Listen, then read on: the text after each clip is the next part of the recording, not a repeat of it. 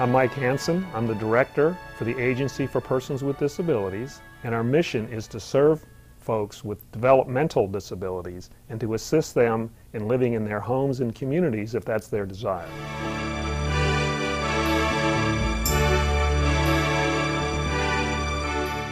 The Agency for Persons with Disabilities serves people who have developmental disabilities, and we currently are serving about 50,000 people with developmental disabilities.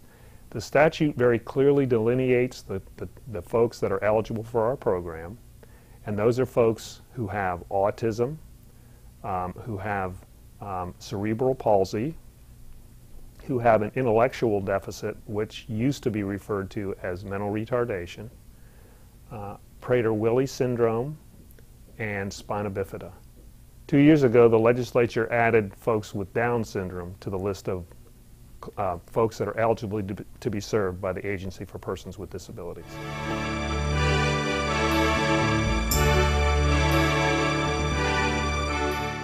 Our agency has a history of spending more money than has been appropriated by the legislature. And as a result, the legislature has had to provide additional money each budget year to make up for the deficit in the previous budget year. This is very problematic because if money is being spent in our agency that's not been appropriated, that means funds from other agencies must be taken away from those agencies and given to us. So it's very important that we live within our appropriation, and we've made great efforts to try to accomplish that. In terms of numbers, for the current year, our appropriation for the Medicaid waiver is about $810 million. But our rate of spending going into the year is about $930 million. So we're really spending $120 million more than was appropriated. And that's something that, as soon as I came on board, my first priority was to try to see what things we could do, what changes we could make to the agency's practices that would try to make a correction. The legislature also required us to report every month how much we spent that month, just so we can see, are we on track, or are we spending more than we should be spending in order to stay within the appropriation. So we've been doing that each month. And we have made gradual progress in reducing our spending. There are a number of things that we did to try to bring our spending down. We did rate reductions. The legislature also did rate reductions. In addition to rate reductions, we instituted fee collections for our clients who have additional sources of income that would be available to fund some of their care. And in addition to that, we have gone through a review of every single client that we have on our waiver. There are approximately 30,000 folks that are currently getting Medicaid waiver services. And we started in August to review every single one of those cost plans to make sure that the cost plans were appropriate for the services that that client needs. As a result of all these efforts that we've made, the rate reductions, the fee collections, and the review of cost plans, we've reduced the total amount of cost plans for our agency from just over $1 billion to about $970 million. Cost plans are not expenditures. Clients generally spend up to the cost plan or a portion of the cost plan. What we find in general is that a client on average will spend about 85% of their cost plan. So if we have $970 million in cost plans and $810 million in appropriation, we're still going to have a problem if they spend at 85%.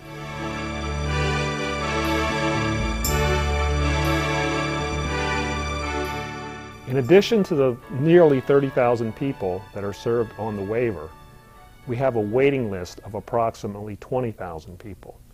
The legislature several years ago imposed a limit on adding new services to people who are on the waiver or adding additional people to the waiver. And the limitation is that you can only receive a new service, and you can only receive admission to the waiver if it's a crisis. And a crisis is defined as that the person is a danger to themselves or others, or is at risk of becoming homeless.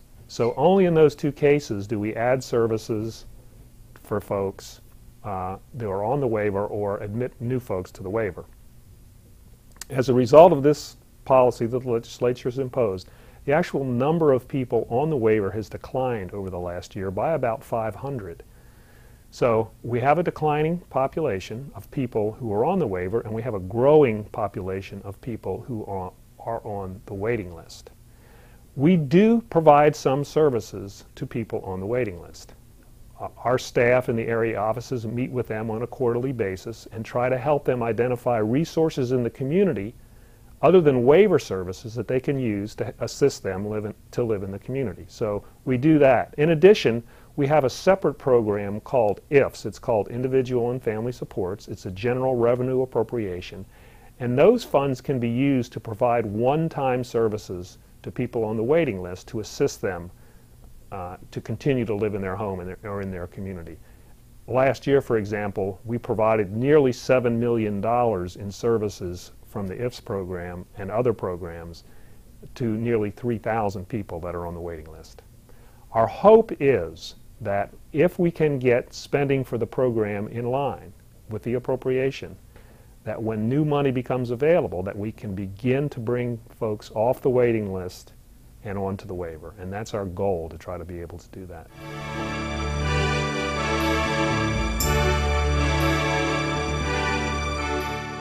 Last year, there was a debate as part of the Medicaid reform bill as whether or not people that are served on the developmentally disabled waiver, the home and community-based services waiver that serves developmentally disabled, should be placed in managed care. The decision was made, instead of placing those folks in managed care, that we should pursue something called the I-budget. And what the I-budget is it really just stands for individual budget.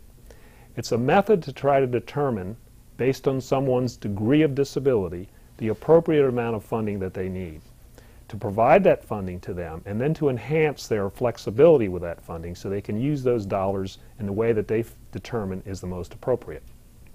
A formula was designed to try to calculate how much each person would get based on their disability and based on the amount of the appropriation.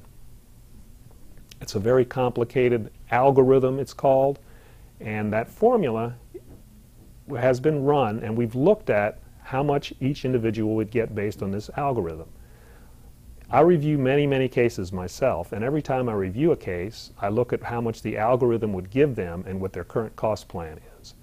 And I became distressed as I did this because I found that many people would not get enough from the algorithm to cover their current cost plan, and more importantly, would not get enough money from the algorithm to take care of their essential health and safety needs.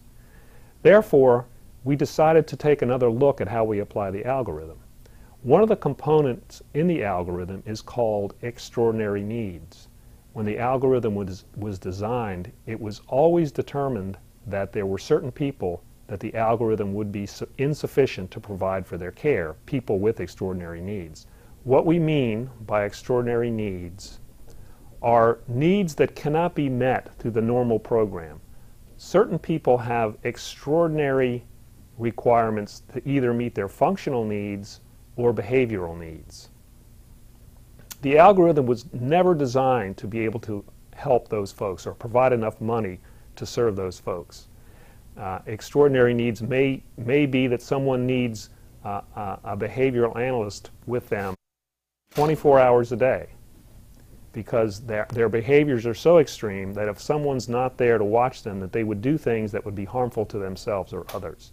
In other cases, someone may have such dramatic functional problems that they can do nothing for themselves, and everything they need to do, from reminding them to chew their food and to swallow it, to take small bites and to swallow it.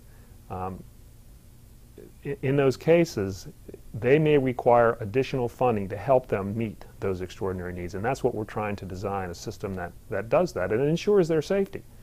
What we weren't able to determine is really how many people met that definition of extraordinary need and how much money would be needed in addition so that their needs could be met. And of course, this is a zero-sum game. If we are allocating the entire $810 million through the algorithm, we wouldn't have any money to spend for extraordinary needs. So any money that we set aside for extraordinary needs needs to come out of the amount that we distribute through the algorithm. And so you can see how those two play against each other. The more money you set aside, the less money each individual would get and the more money they would need. So that was a dilemma that we spent quite a few months trying to figure out how to deal with. And we have come up with a plan to try to do this, where we look at each case individually. And I think the result of this is that there will never be a mathematical formula that's going to decide how much a person can get. I think that's a useful tool. Running the algorithm is a useful tool. But there's never going to be a substitute for human judgment in these cases. And so that's what we do. We look at each case individually. We look at what their needs are, what their goals are for living in the community, and how we can help them meet those goals, how much that's going to cost, how much the algorithm would give them, and then what additional money they would need, if they need additional money, in order to be able to reach those goals. And that's what we've been trying to come up with, a model that does that. And we think we've done that. If you look at this model, remember I said the total amount of current cost plans is about $970 million. The model that we designed would actually spend $880 million.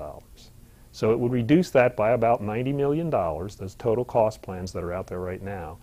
And if you look at $880 million and assume about a 90% conversion of those cost plans into actual expenditures, that would put us right in line with the governor's recommended budget of $832 million is what he recommended for the waiver for next session.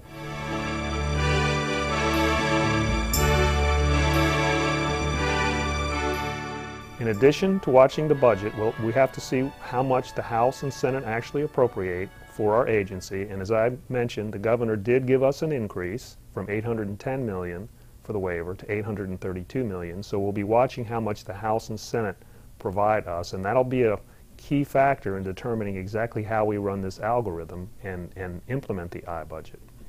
In addition to that, Senator Negron has sponsored a bill in the Senate which would help us to implement the I-budget, would also help us to remain within our appropriation.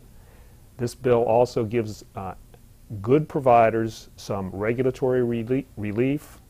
Providers like group homes that have national accreditation and have a good record of providing services would be visited by us less frequently. And the bill also provides some criteria for working more closely with support coordinators, so we can have support coordinators be more a part of our team in trying to decide how we can live within our budget and how we can find community resources for folks, not just waiver resources, and how we can help people live in their communities and homes better and avoid institutionalization.